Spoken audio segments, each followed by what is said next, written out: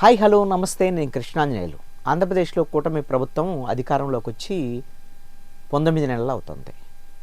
Super 6 super hit అంటూ కూడా సభలు కూడా నిర్వహించారు. సూపర్ 6లో ఒక 4 హామీలను అమలు చేశారు. ఇంకొక 2 మాత్రం అమలు చేయాల్సి ఉంది. అవి కూడా దశల వారీగా అమలు చేస్తామని చెప్పి ప్రభుత్వం చెబుతోంది. అయితే ఒకవైపున సంక్షేమము, ఇంకొక వైపున అభివృద్ధి, ఇతర దేశాలకు వెళ్ళి అంతర్జాతీయ జాతీయ పారిశ్రామికవేత్తలందరినీ కూడా ఆంధ్రప్రదేశ్ వైపుకు తీసుకువచ్చి పెట్టుబడులు తీసుకొస్తున్నాం, అభివృద్ధిలో ముందుకు వెళ్ళబోతోంది, 6.5 లక్షల కోట్ల పెట్టుబడులకు సంబంధించినటువంటి ఒప్పందాలు జరిగాయి అనేటువంటి విషయాన్ని కూడా ప్రభుత్వం ప్రకటిస్తుంది. అదేవిధంగా విశాఖపట్నం గూగుల్ డేటా సెంటరు, అదేవిధంగా విశాఖపట్నం కేంద్రంగా అనేకమైనటువంటి ఐటీ కంపెనీలు, ఇంకొక వైపున అమరావతికి సంబంధించినటువంటి నిర్మాణ పనులు, ఇవన్నీ కూడా జరుగుతున్నాయి.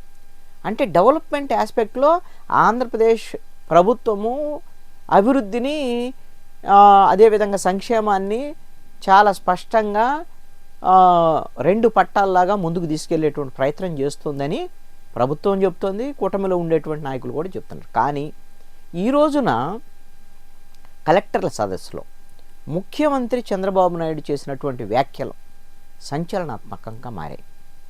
ఆయన కలెక్టర్లందరితో మాట్లాడుతూ, మీరందరూ ఏదో బాగా పనిచేసామనుకుంటున్నారు, ఫైనల్గా వచ్చేసరికల్లా అవుట్కమ్ ఏమీ ఉండటం లేదు, మీరు ఏదో పనిచేసామనుకుంటున్నారు కాబట్టి ఫలితం ఉండట్లేదు, నేను కూడా పనిచేసామనుకుంటున్నాం కానీ ప్రజలకు నచ్చటం లేదు. ప్రజలు ఎవరు స్టేక్ హోల్డర్సు? ప్రజలే స్టేక్ హోల్డర్సు. వాళ్ళకే నచ్చనప్పుడు మన పని వల్ల ఇంక ఉపయోగం ఏంది అని ఒక రకమైనటువంటి వైరాగ్యం ఆయన ప్రదర్శించేటువంటి విధంగా మాట్లాడారు. అంటే ముఖ్యమంత్రి ఈ ప్రభుత్వానికి ఒక కెప్టెన్, ఆయనే ఒక స్పష్టతతో ఇటు ఉన్నతాధికారులతోనూ అదేవిధంగా అక్కడ ఉండేటువంటి వాళ్ళ ప్రభుత్వంలో ఉండేటువంటి మంత్రులు, ఎమ్మెల్యేలు వాళ్ళందరితో ఇక మనం ఏదైతే చేస్తున్నామో అది ప్రజలకే నచ్చటం లేదు, ప్రజల నుంచి మనకు మద్దతు రావటం లేదు అనేటువంటి మాటలు మాట్లాడారు అని అంటే ఇది దేనికి సంకేతం? ఖచ్చితంగా కూటమి ప్రభుత్వం మీద ప్రజల్లో అసంతృప్తి, వ్యతిరేకత వస్తుంది అని ఏమైనా సరే చంద్రబాబు నాయుడికి ఆ విధమైనటువంటి సంకేతాలు, బలమైనటువంటి సంకేతాలు వచ్చాయా? ఎందుకంటే ఇప్పుడు 2 సంవత్సరాలు అవ్వలే ఇంకా ప్రభుత్వం వచ్చి. ఇప్పటికైనా ఈ తప్పుల్ని, పొరపాట్లని గుర్తించి సరిచేసుకుంటే భవిష్యత్తులో పొరపాట్లు, తప్పులు జరగకుండా ప్రజలకు నచ్చటం లేదు అని అంటే ప్రజలకు నచ్చే విధంగా పాలన ఉండేటువంటి విధంగా చేయాల్సినటువంటి బాధ్యత ప్రభుత్వం మీద ఉంటుంది. ఒకవేళ అలా కాదనుకోండి, 2029 వచ్చేసరికల్లా ఎన్నికల సమయంలో ఆ రోజున ప్రజలు ఈ నచ్చనటువంటి ప్రభుత్వం మాకు వద్దులేని తీర్పు ఇచ్చేదానికి అవకాశం ఉంటుంది. జగన్మోహన్ రెడ్డి కూడా అలానే అనుకున్నాడు, మాకు 157 నుంచి 175కి పోదాం అనుకున్నాడు. తీరా చూసారా ప్రజలకు నచ్చల పాలన. అందుకని 11 సీట్లు ఇచ్చారు, కనీసం ప్రతిపక్షం కూడా ఇవ్వాల. ఇప్పుడు ఈ ప్రభుత్వము అలాంటి భ్రమంలో లేకుండా ముఖ్యమంత్రి చంద్రబాబు నాయుడు పదే పదే వార్ను చేస్తూ వస్తున్నారు, అటు మంత్రులని, ఎమ్మెల్యేలని, అందరిని కూడా. ఇప్పుడు ఎమ్మెల్యేలకు సంబంధించినటువంటి విషయంలో అనేకమైనటువంటి అవినీతికి సంబంధించినటువంటి వ్యవహారాలు, కనీసం ప్రజల్లోకి వెళ్ళటం లేదు, గ్రీవెన్స్ నిర్వహించడం లేదు, ప్రజల సమస్యలు తెలుసుకోవటం లేదు. ఇంకెందుకు ప్రజలు మనల్ని ఈ ప్రభుత్వం వల్ల మాకు సమస్యలు పరిష్కారం అవుతాయని భావిస్తారు అనేటువంటి దాని మీద ఆయన సీరియస్ అవుతున్నటువంటి పరిస్థితి. అవినీతికి సంబంధించినటువంటి వ్యవహారం కూడా సుమారుగా 60 మంది వరకు ఎమ్మెల్యేల వైపు నుంచి ఈ కరప్షన్కి సంబంధించినటువంటి ఎలిగేషన్స్ విషయంలో ఉంటాయి అనేది ప్రతిసారి ఎవరో ఒకళ్ళు ఎమ్మెల్యే మీద ఆరోపణలు వస్తూనే ఉన్నాయి. మొన్న గుంతకల్లు ఎమ్మెల్యేకి సంబంధించినటువంటి గుమ్మనూరు జయరాం, ఆయన Telugu Desam party MLA, Telugu Desam party Anantapur MP Ambika Lakshminarayana, ఆయన ఒక కాంట్రాక్ట్ చేస్తుంటే గుంతకల్లు పరిధిలో 7 కోట్ల రూపాయల కాంట్రాక్ట్, మాకు 10% ఇవ్వాలి, 70 లక్షలు ఇవ్వాల్సిందే, ఇస్తేనే పనులు జరుగుతాయి అని హెచ్చరించారట. అదేంది, నేను తెలుగుదేశం పార్టీ కదా, మీరు తెలుగుదేశం పార్టీ, మేము ఎంపీకి సంబంధించినటువంటిది అని అంటే తర్వాత ఎంపీ అయినా సరే ఎవరైనా సరే ఇవ్వాల్సిందే అనేటువంటి దాని మీద వాళ్ళు డిమాండ్ చేశారు.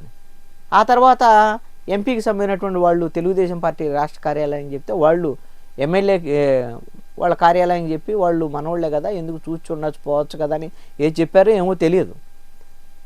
వాళ్ళు దాని తర్వాత కూడా ఎవరో హైకమాండ్ లేదు, ఇక్కడ గెలిచింది మేము, హైకమాండే మేము ఈ నియోజకవర్గంలో, కాబట్టి మీరు ఇవ్వాల్సిందే 10% ఇస్తేనే పనులు, లేకపోతే మీ మొత్తము కాంట్రాక్ట్ సంబంధించినటువంటి మొత్తం సామాన్లు ఎత్తకపోతామని చెప్పారు. అరే ఇది అంటే అధికారంలో ఉండేటువంటి ఎమ్మెల్యే ఎంపీకి సంబంధించినటువంటి కాంట్రాక్టర్ దగ్గర ఇలాంటి పరిస్థితి ఉంటే ఇంకా వేరే వాళ్ళు పెట్టుబడులు పెట్టి ఒక పారిశ్రామికవేత్తలు వచ్చి ఇక్కడ పెట్టుబడులు పెడితే వాళ్ళ పరిస్థితి ఏంటి? వాళ్ళకి సంబంధించినటువంటి విషయంలో మరి ఈ ఎమ్మెల్యేలు పర్సంటేజ్ల కోసం లేకపోతే ఇప్పుడు రియల్ ఎస్టేట్లో మాకు పర్సంటేజ్ ఇవ్వాలి, వెంచర్ ఇస్తే పర్సంటేజ్ ఇవ్వాలి, ఎక్కడైనా పరిశ్రమ వస్తే పర్సంటేజ్ ఇవ్వాలనే డిమాండ్లు వస్తున్నాయి అనేటువంటి ఆరోపణలు అని సర్వత్రా వ్యక్తమవుతున్నటువంటి పరిస్థితి ఉంది. ఈ విధమైనటువంటి కరప్షన్ పెరిగిపోతున్నటువంటి పరిస్థితుల్లో ఇక ప్రజలకి సంబంధించినటువంటి విషయంలో ప్రజలు ఎందుకు ఆదరిస్తారు? ఒకవైపున కరప్షన్, ఇంకొక ప్రజలకు సంబంధించినటువంటి సమస్యలను పట్టించుకునేటువంటి ఖాతరు చేసేటువంటి పరిస్థితి ఎమ్మెల్యేల వైపు నుంచి లేదు. కనీసం గ్రీవెన్స్ పెట్టమని చంద్రబాబు నాయుడు లోకేష్ చెప్తేనే దిక్కులేనటువంటి పరిస్థితి ఉంది అనేటువంటి దాని. మరి ఇప్పటికైనా సరే మరి ముఖ్యమంత్రి చంద్రబాబు నాయుడు నోటి నుంచి ఈ మాటలు వచ్చాయి కాబట్టి మరి ప్రజలు మమ్మల్ని నమ్మటం లేదు, లేకపోతే ప్రజలు సంతోషంగా లేరు అనేటువంటి ఆయన సెన్స్లో ఆయన మాట్లాడినటువంటి మాటలు ఖచ్చితంగా ఇప్పుడంటే కలెక్టర్ల సదస్సు కీలకమైనటువంటి. ఎందుకంటే ఇటు మంత్రులు అదేవిధంగా కలెక్టర్లు వీళ్ళే కదా ప్రభుత్వం అంటే. ప్రభుత్వం నడిపేటువంటి క్రమంలో మనం అద్భుతంగా ఉందని చెప్పుకుంటే ప్రజలకు నచ్చనప్పుడు ఏం అద్భుతంగా ఉంటే ఉపయోగం ఏంది? ఇంకా ప్రజలకు కదా నచ్చాల్సింది. కాబట్టి ఈ విషయంలో మరి ముఖ్యమంత్రి చంద్రబాబు నాయుడు ప్రజలకు నచ్చేటువంటి పాలన విషయంలో ఏ విధంగా చర్యలు తీసుకుంటారు ఏమిటి అనేటువంటి విషయం ఇప్పుడు ప్రభుత్వం వైపు నుంచి కూడా కొన్ని నిర్ణయాలు చేసేటువంటి విషయంలో ఖచ్చితంగా ఆ నిర్ణయాల్లో పునరాలోచించాల్సినటువంటి అవసరం ఉంది. పీపీపీ పద్ధతుల్లో ఈ రోజున ప్రైవేటు మెడికల్ కాలేజీలన్నింటిని కూడా ప్రైవేటైజేషన్ చేస్తాం, ఏది ప్రభుత్వ మెడికల్ కాలేజీలను ప్రైవేటైజేషన్ చేస్తామని ప్రభుత్వ నిర్ణయం. దీని మీద వైఎస్ఆర్ కాంగ్రెస్ పార్టీ ఆందోళన చేస్తుంది, విమర్శలు చేస్తుంది, దోకెత్తు. కానీ ఈ విధంగా ప్రభుత్వ మెడికల్ కాలేజీలను ప్రైవేట్ చేయటం అనేటువంటి అంశం మీద ప్రజల్లో వ్యతిరేకత వస్తుంది అనేటువంటి విషయం తెలుగుదేశం కేడర్లో కూడా కనపడుతున్నటువంటి అంశం. మరి ఈ విషయము అధినాయకత్వం ప్రభుత్వం కూడా ఒకసారి గుర్తించి ఈ విధంగా ప్రజలకు నచ్చనటువంటి పనుల్ని తక్షణమే నిలుపుదల చేసి ప్రజల సమస్యల పరిష్కారము, అభివృద్ధి, సంక్షేమం ఖచ్చితంగా. అదేవిధంగా అప్పులకు సంబంధించినటువంటి విషయంలో వైఎస్ఆర్ కాంగ్రెస్ పార్టీ అత్యధికంగా అప్పులు చేసింది ఆ ప్రభుత్వంలో. అంటే ఇప్పుడు ఈ ప్రభుత్వం కూడా అప్పులు చేస్తున్నటువంటి పరిస్థితుల్లో ఉన్నటువంటిది. మరి ఇంకా తేడా ఏముంది అనేటువంటిది కూడా ప్రజల్లో ఒక చర్చ వచ్చేయడానికి అవకాశం ఉంది. కాబట్టి ప్రభుత్వం పునరాలోచన చేసుకొని ప్రజల అంగీకారం మేరకు ప్రజలు మెచ్చేటువంటి పాలన అందిస్తే రేపొద్దున కూటమికి భవిష్యత్తు ఉండేదానికి అవకాశం ఉంటుంది.